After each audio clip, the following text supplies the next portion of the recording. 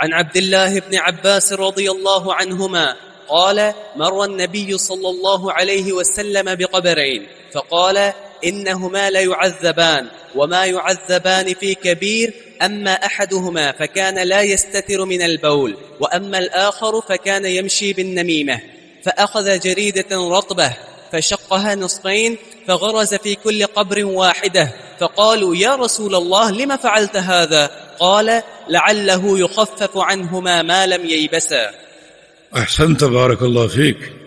حدیث کا ترجمہ آپ سن لیجئے. حدیث کے راوی عبداللہ بن عباس رضی اللہ عنہما ہیں. عبداللہ بن عباس بن عبد المطلب نبی علیہ السلام کے چچا زاد بھائی، جن کے بہت سے لقب ہیں. حبر الامہ یعنی امت کے عالم، امت کے عالم، بڑا عظیم لقب ہے. اور بحر العلم، علم کے سمندر، ترجمان القرآن، قرآن پاک کے مفسر اور ترجمان، یہ تمام لقب ان کو حاصل تھے. اور احد العبادلہ، 4 عبداللہ تھے معروف، ان میں سے ایک یہ تھے عبداللہ بن مسعود، عبداللہ بن عمرو بن عاص، اور یہ عبداللہ بن عمر، اور چوتھے کون ہیں؟ عبداللہ بن عباس. ان 4 عبادلہ میں سے ایک معروف تھے. یہ بھی ایک عظمت کی نشانی. تو بڑے ان کے مناقب ہیں. اور سب سے بڑی منقبت یہ ہے کہ رسول اللہ صلی اللہ علیہ وسلم نے ان کے لیے دعا کی تھی. وہ دعا مکمل بخاری مسلم میں ہے. صحیح بخاری میں یہ دعا ہے اللہم علمہ الکتاب، یہ اتنی دعا صحیح بخاری میں. اور صحیح مسلم میں یہ دعا ہے وفقہہ فی الدین. تو پوری دعا یہ بنتی اللہم علمہ القرآن وفقہہ فی الدین، کہ یا اللہ عبداللہ کو قرآن سکھا دے اور دین کا فقیہ بنا دے. اور اللہ نے یہ دعا قبول کر لی. اللہ نے قرآن بھی سکھا دیا اور دین کا فقیہ بھی بنا دیا. اس لیے حبر الامہ اور ترجمان القرآن کے لقب سے معروف ہوئے تھے. ہجرت سے 3 سال قبل یہ پیدا ہوئے تھے اور ان کا انتقال طائف میں سن 68 ہجری میں ہوا تھا. 8 اور 60 68 ہجری میں. علامہ ابن کثیر نے لکھا ہے ان کے بعض شاگرد ان کے انتقال کے وقت ان کی چارپائی پر بیٹھے ہوئے تھے. جب ان کی روح قبض ہو رہی تھی تو فضاؤں میں ایک آواز سنی گئی. فضاؤں میں ایک آواز سنی گئی یا ایتھا النفس المطمئنہ ارجعی الی ربک راضیۃ مرضیہ فادخلی فی عبادی وادخلی جنتی. ترجمہ، اے نفس مطمئنہ، لوٹ جا اپنے رب کی طرف اس حال میں کہ تو اس سے راضی، وہ تجھ سے راضی. میرے نیک بندوں میں داخل ہو جا اور ان کے ہمراہ جنت میں داخل ہو جا. کیونکہ ساری عمر اس علمی جہاد میں گزاری، علمی جہاد میں، اور اہل بدع سے مناظروں میں. خوارج سے ان کا مناظرہ معروف ہے اور ان کو مسکت اور مدلل جواب دے کر خاموش کرا دیا تھا. یہ علم کی گہرائی تھی ان کی. تو یہ عبداللہ بن عباس اس حدیث کے راوی ہیں. فرماتے ہیں کہ مر النبی صلی اللہ علیہ وسلم بقبرین، نبی صلی اللہ علیہ وسلم 2 قبروں کے پاس سے گزرے. فقال، فرمایا انہما یعذبان، ان دونوں قبروں میں عذاب ہو رہا ہے. وما یعذبان فی کبیر، اور یہ عذاب نہیں دیے جا رہے کسی بڑے گناہ کی وجہ سے. ان کے عذاب کا سبب کوئی بڑا گناہ نہیں ہے، معمولی گناہ ہے. ہم اس کی وضاحت کریں گے آگے. اما احدہما فکان لا یستتر من البول، ان میں سے ایک شخص استنجا میں احتیاط نہیں کرتا تھا. پیشاب کرتا، اس کی چھینٹیں اڑتی، جسم کو لگتی، کپڑوں کو لگتی، اسے کوئی پرواہ نہیں تھی. استنجا میں احتیاط نہیں کرتا تھا. وہ اما الآخر، دوسرا فکان یمشی بالنمیمہ، یہ چغل خور تھا، چغلیاں کرتا تھا. فاخذ جریدۃ رطبۃ، رسول اللہ صلی اللہ علیہ وسلم نے ایک تر شاخ پکڑی، یہ کھجور کی شاخ تھی. فشقها نصفین، اس کے 2 ٹکڑے کیے. فغرض فی کل قبر واحدۃ، اور ہر قبر میں ایک شاخ گاڑ دی. ایک شاخ لے کر 2 ٹکڑے کیے اور دونوں قبروں میں وہ ایک ایک ٹکڑا آپ نے گاڑ دیا. فقالوا یا رسول اللہ صلی اللہ علیہ وسلم، صحابہ نے پوچھا کہ یا رسول اللہ صلی اللہ علیہ وسلم لما فعلت هذا، آپ نے ایسا کیوں کیا؟ قال، آپ نے ارشاد فرمایا لعلہ یخفف عنہما ما لم یبسا، شاید ممکن ہے جب تک یہ تر شاخیں خشک نہ ہو جائیں اس وقت تک ان کے قبر کے عذاب میں تخفیف کر دی جائے اور قبر کا عذاب ان کا ہلکا کر دیا جائے. جب تک یہ شاخیں خشک نہ ہو جائے اس وقت تک ان کے قبر کا عذاب ہلکا کر دیا جائے، اس لیے میں نے یہ شاخیں جو ہیں وہ گاڑی ہیں. تو یہ حدیث اور اس کا ترجمہ مکمل ہو گیا. خلاصہ یہ ہے کہ رسول کریم صلی اللہ علیہ وسلم 2 قبروں کے پاس سے گزرے اور کچھ صحابہ آپ کے ساتھ تھے، تو آپ نے فرمایا کہ ان دونوں قبروں میں عذاب ہو رہے. آپ کو کیسے علم ہوا؟ یا تو بذریعہ وحی، وما ينطق عن الهوى ان هو الا وحی یوحى، اور یا پھر جیسا کہ حدیث سے ثابت ہے کہ ثقلین کے علاوہ، انسانوں اور جنوں کے علاوہ اللہ تعالی تمام مخلوقات کو عذاب قبر سناتا ہے. تو ممکن ہے جانوروں کا بدکنا اس چیز کی علامت ہو کہ ان قبروں میں عذاب ہو رہا ہے. تو رسول کریم صلی اللہ علیہ وسلم جو ناطق وحی ہیں فرماتے ہیں کہ ان دونوں قبروں میں عذاب ہو رہا ہے. وما يعذبان فی کبیر، اور ان کے عذاب کا سبب کوئی بڑا گناہ نہیں ہے. اس کا کیا معنی ہے؟ حالانکہ ایک حدیث میں آپ نے فرمایا کہ بلا انہ کبیر، گناہ بڑے ہیں. تو یہ کیا ہوا؟ یہ بڑے گناہ نہیں اور گناہ بڑے ہیں. گناہ بڑے ہیں اس لحاظ سے کہ یہ دونوں گناہ کبائر میں سے اور انتہائی مہلک، اور ان کی وعید بڑی شدید ہے. لیکن ساتھ ہی یہ فرمایا کہ بڑے نہیں ہیں اس لحاظ سے کہ ان سے بچنا آسان ہے. انسان معمولی سی کوشش کر کے ان گناہوں سے بچ سکتا ہے، بعد آ سکتا ہے، مگر انہوں نے بچنے کی کوشش نہیں کی. تو گناہ تو یہ دونوں کبیرہ ہیں کیونکہ ان پر وعید وارد ہے. کبیرہ گناہ وہ ہوتا ہے جس پر عذاب کی وعید ہو، یا اللہ اور اس کے رسول کی لعنت کا ذکر ہو، ملائکہ کی لعنت کا ذکر ہو. وہ تمام گناہ کبائر شمار ہوتے ہیں، اور ان دونوں گناہوں پر وعید مذکور ہے. اور وہ کیا؟ دونوں کو قبر میں عذاب ہو رہے. اور قبر کا عذاب کو معمولی عذاب نہیں ہے، شدید ترین عذاب ہے. القبر اما روضۃ من ریاض الجنہ، قبر یا تو جنت کا باغیچہ ہوتی ہے، او حفرۃ من حفر النار، یا جہنم کا گڑھا ہوتی ہے. اور یہ عذاب کب تک قائم رہتا ہے؟ وَمِن وَرَائِهِمْ بَرْزَخٌ إِلَى يَوْمِ يُبْعَثُونَ، یہ قیامت تک قائم رہے گا. جس شخص کی قبر قیامت تک کے لیے جہنم کا گڑھا بن جائے کہ یہ عذاب معمولی ہے. پھر فرمایا کہ تُعْرَضُ عَلَيْهِ 99 تنِّينًا، قبر میں 99 سانپ چھوڑے جاتے ہیں جو اس کو ڈستے ہیں اور اس کے جسم کو زہر سے بھرتے ہیں.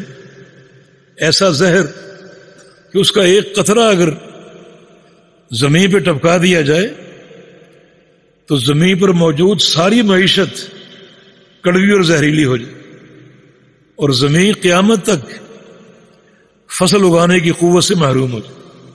اتنا خطرناک عذاب. فرشتوں کے ہاتھ میں ہتھوڑے ہوتے ہیں، اس پر برسائے جاتے ہیں.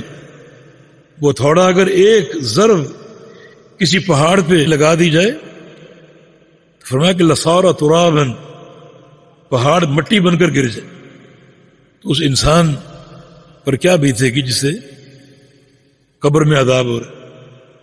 یہ وعید شدید اس بات کی دلیل ہے کہ دونوں کے گناہ کبیرہ ہیں. چھوٹے اس لحاظ سے کہ ان سے بچنا آسان ہے، اس لحاظ سے ہلکے ہیں. انسان تھوڑی سی کوشش کر کے بچاؤ حاصل کر سکتا ہے. چنانچہ وہ گناہ کیا ہیں؟ فرمایا کہ اما احدہما فکان لا یستتر من البول، ان میں سے ایک شخص پیشاب سے نہیں بچتا تھا. پیشاب کی چھینٹیں کپڑوں پر گر رہی، جسم پر گر رہا ہے، کوئی احتیاط نہیں. حالانکہ یہ مسئلہ بڑا احتیاط کا طالب ہے. فرمایا کہ اتقوا البول فإن اکثر عذاب القبر منہ، لوگوں پیشاب سے بچو، قبر کا زیادہ عذاب پیشاب میں بد احتیاطی کی بنا پر ہوتا ہے، بچو اس. تو یہ شدید ترین عذاب. اور یہی اس باب سے تعلق ہے اس ٹکڑے کا کہ قبر میں عذاب ہوتا ہے استنجا یا پیشاب میں بد احتیاطی کی بنا پر، تو اس میں خوب احتیاط کی جائے اور اپنے آپ کو بچایا جائے، اپنے لباس کو، جسم کو، دامن کو پیشاب کی چھینٹوں سے بچایا جائے، کیونکہ یہ شدید ترین عذاب کا باعث ہو سکتا ہے۔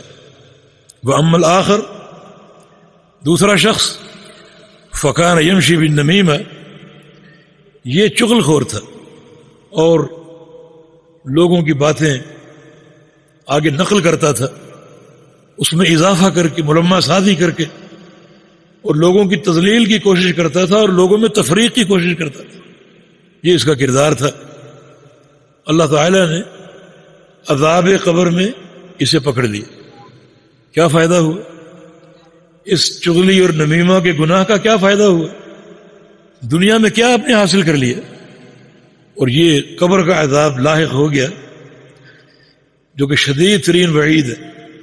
تو یہ ان دونوں کا گناہ ہے، یہ دونوں گناہ کبیرہ ہیں، لیکن اس لحاظ سے ان کو ہلکا کہا گیا کہ ان سے بچنا آسان۔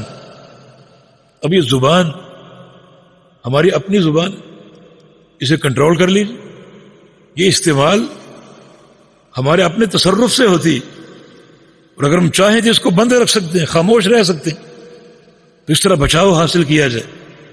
نبی علیہ السلام کی ایک حدیث پر غور کر کے فرمایا کہ خصلتان ہما اخف علی الظہر واثقل فی المیزان، دو خصلتیں پشت پر ہلکی ہیں لیکن کل جب قیامت قائم ہوگی تو اللہ کے میزان میں بھاری ہوں گی۔ کیا ہے وہ؟ فرمایا کہ طول الصمت، ایک لمبی خاموشی۔ جو شخص اپنی ایسی تربیت کر لے کہ زیادہ خاموش رہنے کو ترجیح دے، کم بولے۔ دوسری خصلت والخلق الحسن، اچھے اخلاق۔ دو خصلتیں پشت پر ہلکی ہیں، ان کرنے میں آسان ہے، لیکن جب کل قیامت قائم ہوگی تو اللہ کے میزان میں بہت بھاری ہوں۔ تو اس قسم کے نصوص اپنے سامنے رکھو، اپنی زبان کو کنٹرول کرو۔ بالخصوص خواتین، ان کی زبانیں زیادہ لعنت و ملامت کرتی ہیں، گالی گلوچ کرتی ہیں، غیبتیں کرتی ہیں، چغلیاں اور نمیمہ کرتی ہیں، طعنہ زنی کرتی ہیں۔ بڑے یہ بھیانک گناہ ہیں۔ رسول اللہ صلی اللہ علیہ وسلم نے عورتوں کو خاص طور پہ تاکید کی عیدگاہ آنے کی اور عید کی نماز پڑھنے کی، اور لانا چاہیے۔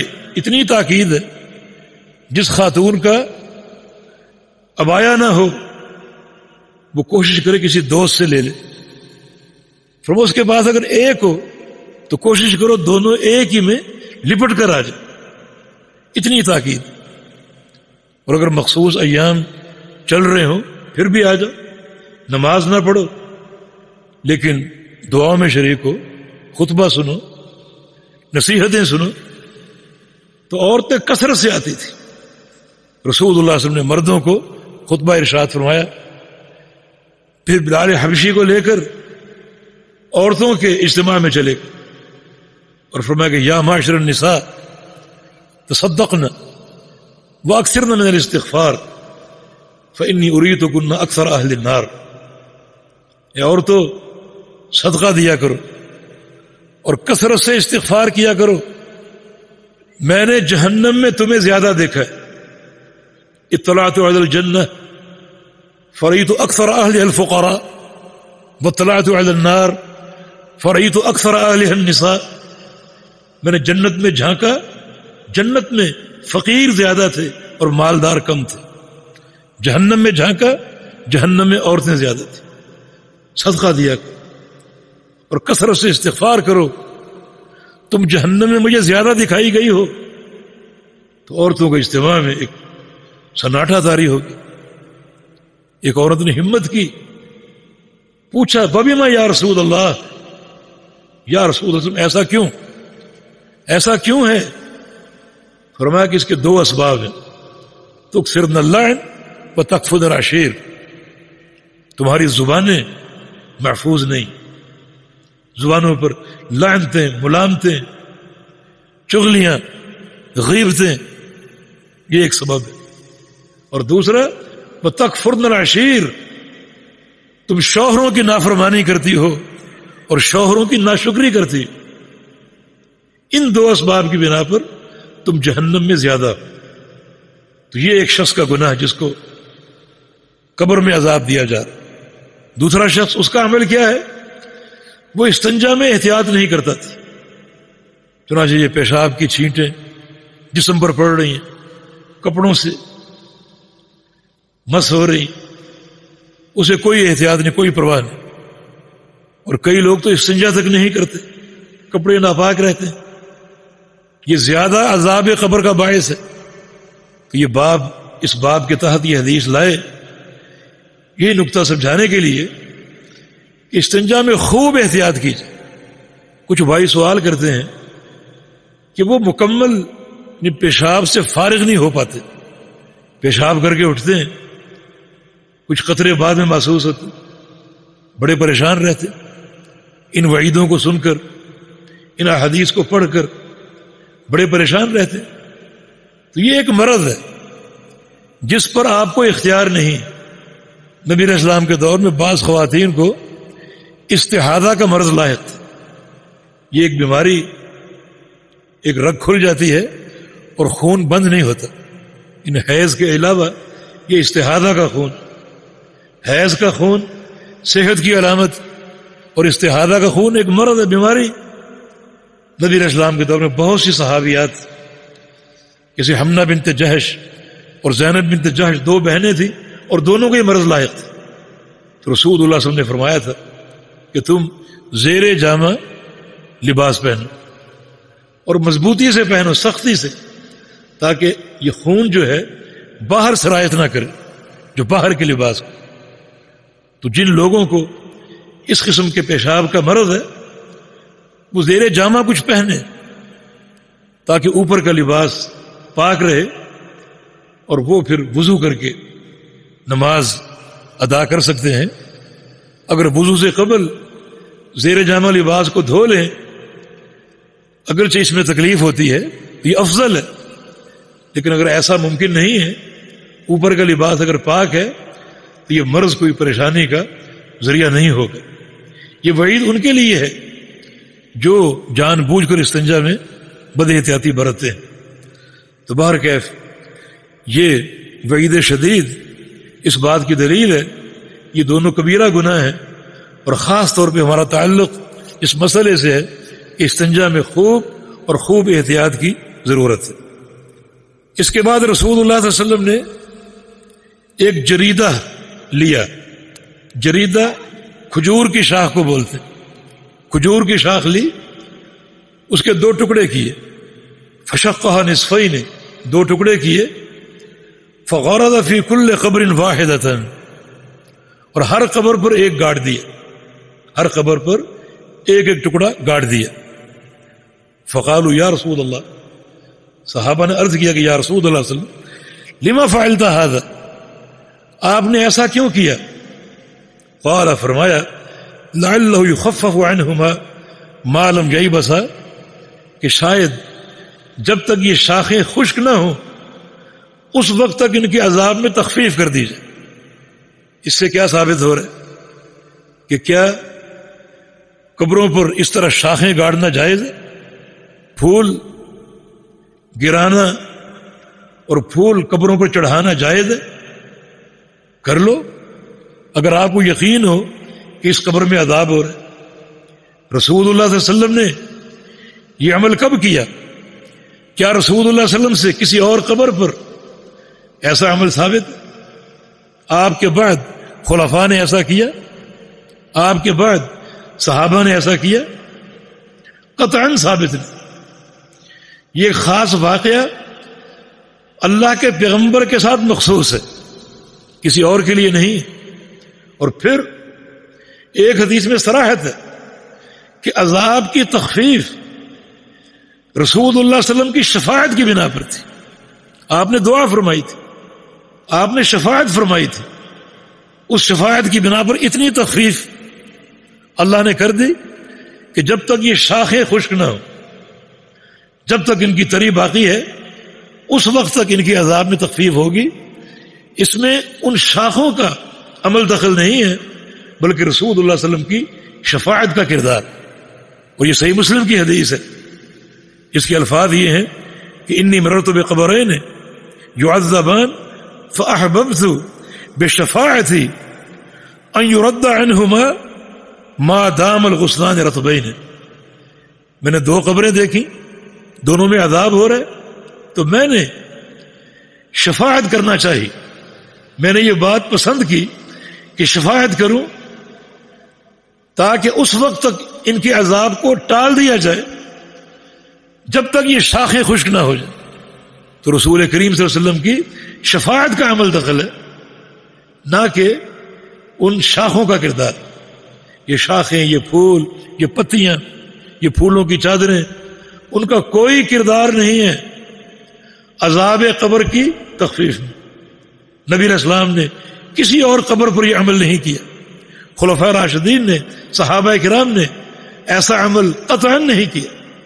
یہ ثابت نہیں اور نہ یہ جائز, بلکہ بعض صورتوں میں یہ عمل بہت بڑا شرک ہو سکتا ہے. ہمارے ہاں قبروں پر 2 کام ہوتے ہیں, ایک چادریں چڑھانا پھولوں کی یا کوئی بھی, اور دوسرا دیے جلانا. اس میں نیت کیا ہوتی؟ نیت عذاب کے تخفیف کی نہیں ہوتی, بلکہ نیت صاحب قبر کو خوش کرنا ہوتا ہے کہ صاحب قبر راضی ہو جائے کہ فلاں آیا تھا اور میری قبر پر پھول نچھاور کر کے گیا, اور فلاں آیا تھا اور میری قبر پر دیا جلا کر گیا. صاحب قبر کو راضی کرنا مقصود ہے. تو کیا خیال ہے, صاحب قبر آپ کے اس عمل سے واقف ہے؟ وہ تو فوت ہو چکا, مر چکا, دنیا سے لا تعلق ہو چکا, انہیں کوئی خبر نہیں.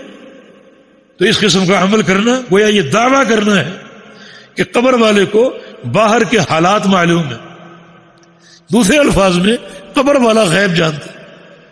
غیب کون جانتا ہے؟ اللہ رب العزت. تو اللہ کے علم غیب میں قبر والے کو شریک کیا جائے. دوسری بات یہ ہے کہ تم اس کو خوش کرنا کیوں چاہتے ہو؟ کہ پھول چڑھا کر, دیے جلا کر اسے کیوں خوش کرنا چاہتے ہو؟ کہ تاکہ ہماری حاجتیں پوری کرے, ہماری بگڑی سنوار دے, ہمارے کاروبار میں برکت ہو. تو اس کا معنی کیا ہوا کہ آپ کا عقیدہ ہے کہ قبر والا حاجت روائی کر سکتا ہے, مشکل کشائی کر سکتا ہے, اور آپ کی بگڑی بنا سکتا ہے, آپ کے کاروبار کو سنوار سکتا ہے. یہ دونوں عقیدے پرلے درجے کے شرک. اللہ تعالیٰ معاف کرے. ہماری قوم قبروں کے تعلق سے بہت سی خرابیوں کا شکار ہو چکی, خرافات کا, شرک کا, بدعات کا, اور قبر کے حوالے سے شریعت کے ایک ایک حکم کو چن چن کر توڑا جا رہا. مثلا شریعت کا حکم ہے کہ قبریں پختہ نہ کرو, ہم پختہ کر رہے ہیں. شریعت کا حکم ہے کہ قبر میں مٹی کے سوا کچھ نہ ڈالو, ہم کیا کچھ ڈال رہے ہیں. بعض سرمایہ دار ان کی قبروں میں باقاعدہ اے سی لگے ہوئے, اس کی تک ہے کوئی؟ جی ان کا بیٹا جاتا ہے قبر میں, داخل ہوتا ہے اور وہاں بیٹھ کے قرآن پڑھتا ہے, اے سی لگا. ایک ایک حکم کو چن چن کر ذبح کیا جا رہا. شریعت کا حکم ہے کہ قبر پہ کچھ نہ لکھو. اگر جا کر دیکھو قبرستان میں کیا کچھ لکھا ہو, آیتیں اور دعائیں اور شرکیہ کلمات, سب کا سب بدعت, ثابت نہیں. شریعت کا حکم ہے قبروں کی زیارت کرو تاکہ تمہیں اپنی آخرت یاد آئے, اور کسی قبر پر کھڑے ہو کر دعا کرنی ہے تو جو کچھ مانگنا ہے قبر والے کے لیے مانگو. ہم جو کچھ مانگتے ہیں قبر والے سے اپنے لیے مانگتے ہیں. یعنی ایک ایک فرمان کو چن چن کر ذبح کیا جائے. شریعت نے قبرستان میں چراغاں کرنے سے روکا, ہم چراغاں کر رہے ہیں, دیے جلا رہے ہیں, چراغ رکھتے ہیں. یہ سارے امور ان میں سے کچھ شرک کے زمرے میں آتے ہیں اور کچھ بدعت قرار پاتے ہیں.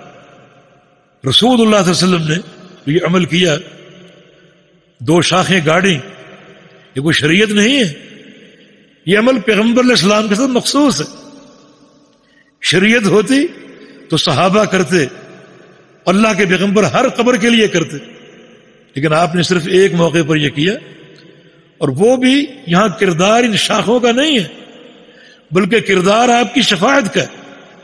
چنانچہ صحیح مسلم کی حدیث میں کی صراحت موجود ہے، فاحببت بالشفاعت، کہ میں نے شفاعت کے ذریعے پسند کیا کہ ان کی عذاب قبر میں کچھ تخفیف ہو جائے. تو اللہ تعالیٰ کا خوف کرنا چاہیے. اور جو اصل مسئلہ ہے یہاں قابل غور وہ یہی ہے کہ عذاب قبر سے بچاؤ حاصل کیجئے، ان گناہوں سے اجتناب کیجئے جو گناہ عذاب قبر کا باعث بنتے ہیں، جن میں سے ایک چغل خوری ہے اور دوسرا استنجا میں احتیاط نہ کرنا.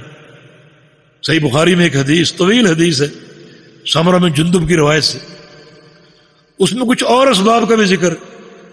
جبریل امین نے آپ کو خواب دکھائی اور خواب میں یہ برزخی منظر دکھائے، قبر کے احوال دکھائے.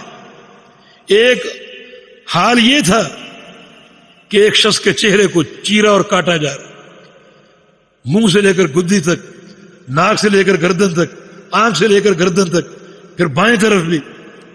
پوچھا اس کے کیا گناہ؟ فرمایا کہ 2 گناہ. رفض القرآن، یہ قرآن یاد کر کے بھول گیا، وہ ینام عن الصلاۃ المکتوبہ، اور یہ فرضی نماز سے سویا ہوتا تھا. جماعت کھڑی ہوتی، یہ گھر میں سو رہا ہوتا. یہ 2 گناہ بھی عذاب قبر کا باعث ہے. ایک منظر اور دیکھا، ایک شخص الٹا لیٹا ہوا اور اس کے سر پہ ایک شخص سوار ہے جو اس کے سر کو کچل رہا ہے بار بار. اس کا کیا گناہ ہے؟ اس کے یہ 2 گناہ ہیں، قرآن یاد کر کے بھول جانا اور فرض نماز سے سوئے رہنا. اور جس کے چہرے کو چیرا پھاڑا جا رہا ہے، اس کا کیا گناہ ہے؟ اس کا گناہ یہ ہے کہ یغدو من البیت یکذب الکذب تبلغ الآفاق. صبح اپنے گھر سے نکلتا اور جھوٹ بولنا شروع ہوتا اور کوشش کرتا کہ اس کا یہ جھوٹ دنیا کے کونے کونے میں پہنچ جائے. کہاں ہے وہ اہل صحافت اور کہاں ہے وہ تنظیموں والے جو اپنی تنظیموں کا سر اونچا کرنے کے لیے ٹکا ٹکا کے جھوٹ بولتے. ہم نے یہ کر دیا اور وہ کر دیا، اور کوشش کیا ہے کہ ہماری یہ بات اور یہ خبر دنیا کے کونے کونے میں پہنچے. کتنی شدید وعید. ایک منظر دیکھا کہ ایک تالاب ہے جس میں آگ جل رہی اور وہ سیال شکل کی ہے اور سرخ رنگ ہے، اس میں لوگ جل رہے ہیں، چیخ رہے ہیں، چلا رہے ہیں. آپ نے پوچھا یہ کون لوگ ہیں؟ فرمایا کہ جن کے کاروبار میں سود شامل تھا، جن کے کاروبار میں حرام شامل تھا. کچھ اور لوگ بھی جو دیگ نما ایک برتن میں جل رہے ہیں، جس کا پیٹ چوڑا ہے اور منہ تنگ ہے. پیٹ چوڑا اس لیے ہے کہ ان لوگوں کی تعداد بہت تھی، اور منہ تنگ اس لیے کہ کوئی اس سے باہر نہ نکل سکے. یہ کون لوگ ہیں؟ فرمایا کہ ہؤلاء الزنات والزوانی، یہ زانی مرد اور عورتیں. تو اللہ کا خوف ہونا چاہیے اور اپنی قبر کی تیاری کیجیے تقوی کے ساتھ اور اللہ اور اس کے رسول کی اطاعت کے ساتھ. تو یہاں 2 باتیں مذکور ہیں، ایک چغل خوری اور ایک استنجا میں بد احتیاطی. تو یہ شریعت کی سماحت ہے کہ شریعت نے یہ تعلیم ہمیں دی اور ہمیں آگاہ کر دیا کہ استنجا میں بھی بد احتیاطی جو ہے یہ عذاب قبر کا باعث ہو سکتی ہے. جی.